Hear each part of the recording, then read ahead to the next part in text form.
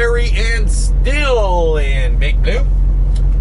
I had some plans change.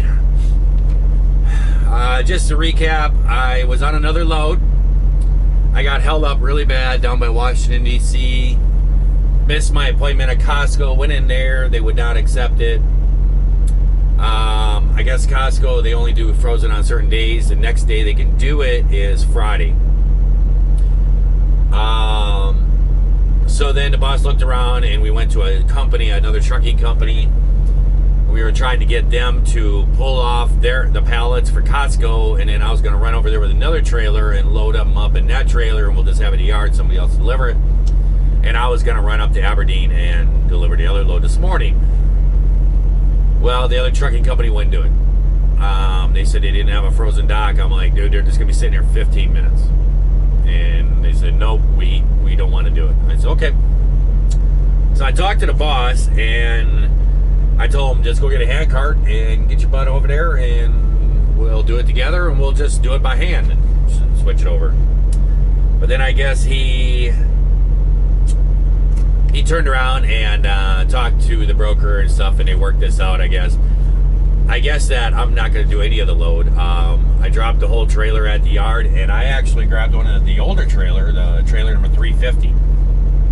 It's the only trailer we had available. I grabbed this one. This one runs just fine. I don't have a problem with this trailer. It's got a little bit of inside damage to it and stuff on the walls and stuff, but it's fine. As long as it works and hauls freight, I don't care. But so he said, just forget this one. I'll have my dad go up there Thursday night, deliver the other stop up in Aberdeen, and Friday morning we'll have a Costco appointment. He'll come back down and deliver and be done with it. So that's what I'm doing. So I ran over here to Glendale, Maryland. I'm basically Washington, D.C., just north of Washington. And I am loaded up, and looks like I have 11,348 pallets. And it's bakery stuff, rolls, some kind of bread, salt and olive bread, white bread, I don't know, a lot of bread, frozen bread. It's a frozen load, and nice and light. And I'm heading off to the Unify in Sturtevant, Wisconsin. Need to make some tracks, get on rolling.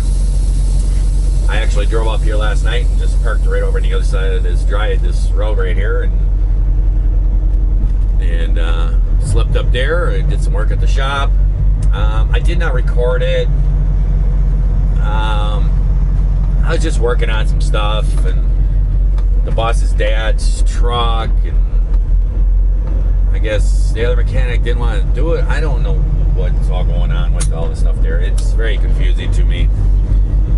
Seems like there's a lot of mind changing going on and stuff, but he wanted me. We're still having an issue with a fuel problem, and one of the cylinders is misfiring, so I ended up just changing the injector out.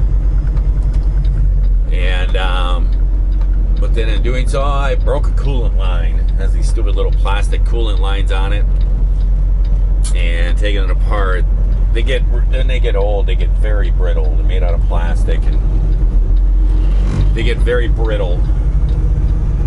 And trying to get it off, it snapped it.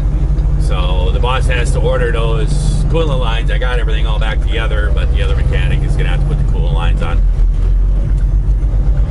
But he has not made a decision. He does have one person in mind of hiring to drive Big Blue.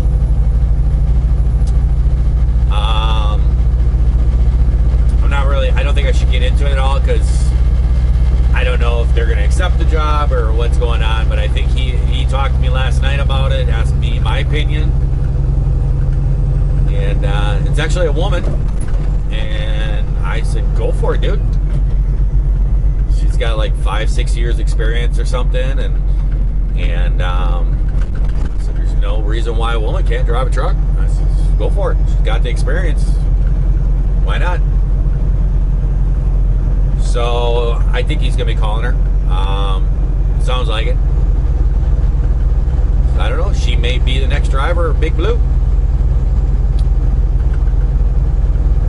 But I am... we got to get the boss's dad's truck running better. There's issues with it and the fuel. I'm going to tell you that the engine needs to be rebuilt on this truck. Compression is very low on this truck. And we've talked about it and everything else. He's trying to plan it. He loves to plan things, but he's trying to figure out when I could rebuild that engine and all this stuff. Prevent theft from auto. Okay. That's weird. But he's trying to figure out if I can rebuild the engine and stuff. I don't think it has anything to do with the compression on it, the way it's running. They thought it was a fuel. I didn't have nothing to do with it. The other guy and the boss, they were messing with it, and they came to the decision that it needed a fuel pump, and that was the whole thing, and I ended up having to go back and do that over again, and it's still not running right, and his truck never sounded the greatest, but it's got a little bit of an issue. So we're trying to get rid of this code. I'm hoping that the injector got rid of it, because we looked up the code and looked up what the reasons could be for the code, and it was like injector line, valve adjustments, or injector and stuff. I think that's something that got into the injector. I checked the injector line. I mean, it's a metal tube, there's really nothing that could be really wrong with it, so I changed that out. I mean, I checked that was all fine. It was a brand new injector line. Then I checked the valves and stuff, did an adjustment on the valves, adjusted the valves and everything, and ran it again, and it still came up with the code. It was misfiring and stuff. So I think because the fuel rail had some rust in it where the fuel line's connected into it, we were trying to get a different fuel rail, but nobody has one. Everything's back ordered. You see this on the right here? It's NASA. This is actually a NASA flight something it is here. It's pretty cool. That's the visitor center, and the main entrance is up here. But the other mechanic had to cut the fuel lines to get out because he couldn't get this thing off. Finally got him off the fuel rail. There was a lot of rust in him, and I think that some rust got down into the fuel rail and maybe got into the injector and plugged it. So I think that's the problem, and the boss had an injector, a rebuilt injector laying around that he had bought for a different truck and then never used it. So I put that one in last night. I just wasn't able to test it. I wasn't able to run it and see if it could clear the code because of that coolant line. So, but yeah, right here, this is NASA, right here. NASA Goodman Space Flight Center. I'm guessing this is where, like, flight control, you see that on TV shows and stuff. You have a flight control. I'm guessing this is maybe one of them or something. I thought that was like down in Florida or something, but I don't know. It's a big place though. Big place. There's a lot of buildings back in there. A lot of like apartment buildings and stuff too. I don't know if it's like offices or if it's like where people that work here and they live there. I don't know. It's pretty big though.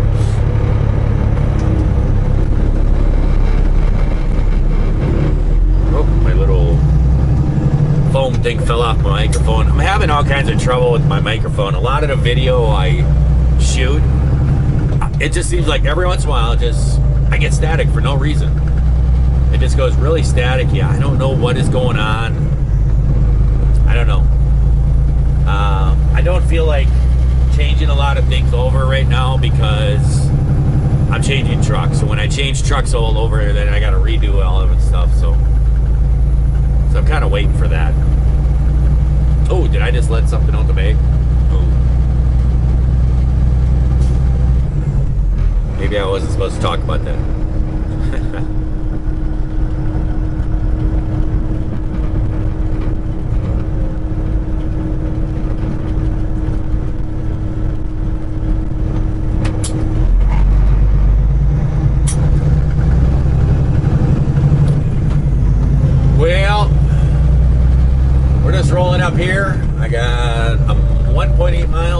Highway 95. Jump on there and start making my way up. I'm going to run up to 32 and run that over to 70 and then start heading westbound. Start heading back to Wisconsin. I am going to be going back to Wisconsin, dropping this load. It's late tomorrow night. It's like midnight. And doing this and then picking up another load right away on Friday and coming right back out here, I guess. Running back out here. I don't know, he's talking I may be in the shop for a day or two. And then I think that I just sent him a message about it. I think that I'm going to take a couple more days off.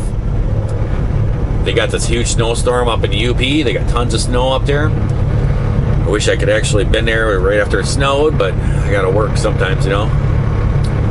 But there's National Hill Climb coming up next weekend. There's this real big hill in South Range up there by my cabin. It's a little town called South Range, and they got this huge hill. And they're having a hill climb there. They used to do this years ago, I guess, and they actually closed it down because it was so dangerous. So many people are getting hurt.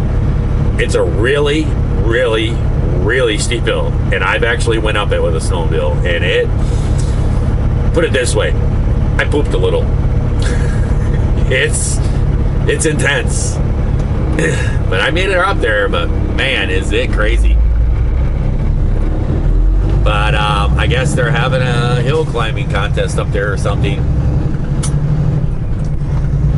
So Tracy was saying, I have snowmobile. Oh, that's a nice car. But you really got ahead of you. You really got up there far in traffic, didn't you? What a bonehead.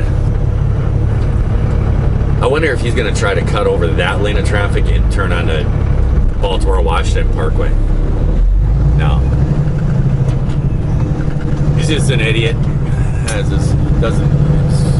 Decides to have his blinker on in case someday he wants to move over. Oh, there you go. You should come over there too.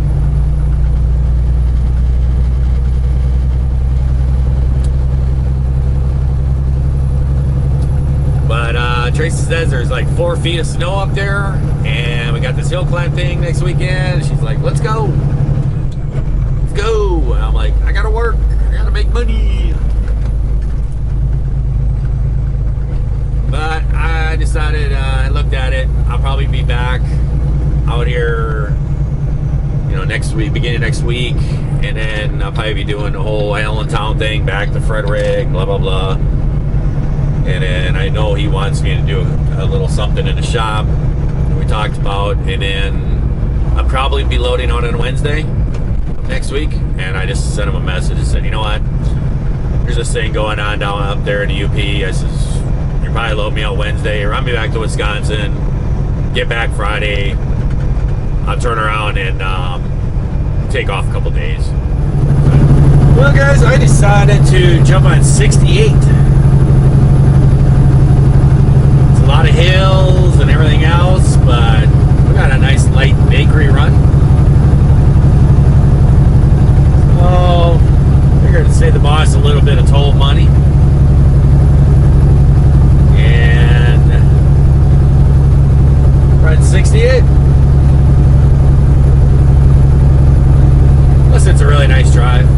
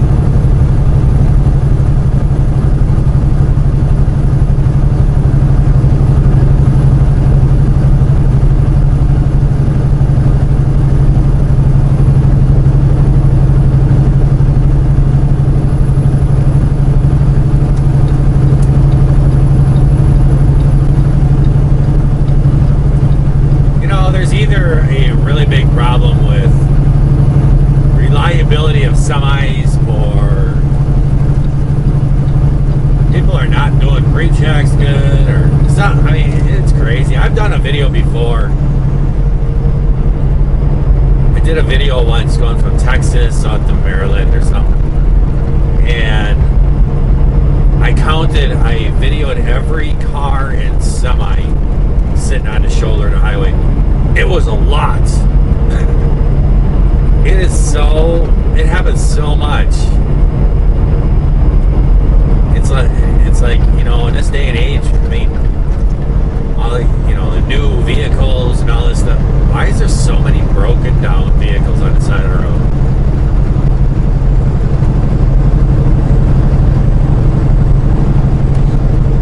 I could say that I think I've had to stop on the shoulder maybe a highway like this maybe once or twice in 20 plus years of driving. Now, I've had things happen. I've had tires come off. I've had truck overheating. I've had things happen where it's like, whoa. And you know what I do? I get to the next off ramp and pull off so that way I can get out and look at it and not get hit.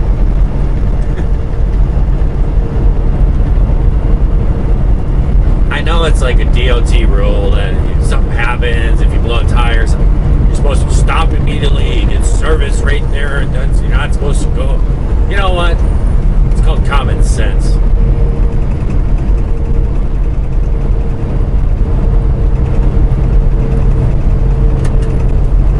Is it safer for you to drive a little bit slower with a tire missing or something, a tire gone, blowout or something, or whatever, to get a mile or two up the road to get to an off-ramp to get off the highway so you don't get hit? Or is it better off just sit there on the shoulder road and then have some service guys sitting out there crawling around right on the shoulder with people, you know, 90% of the people out here don't even move over.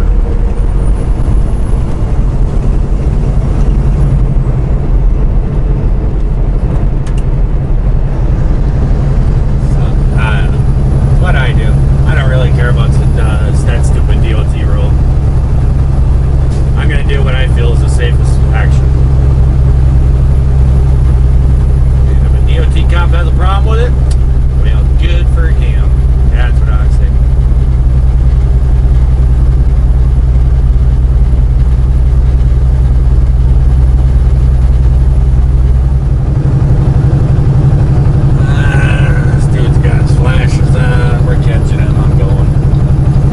Going for it.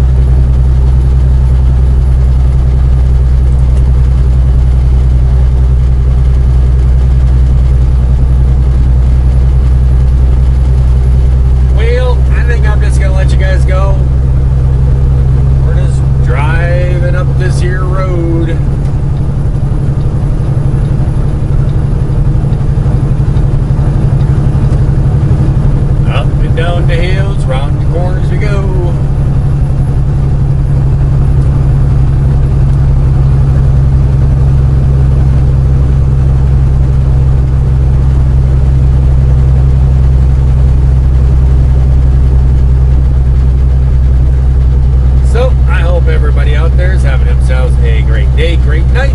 So watch this here video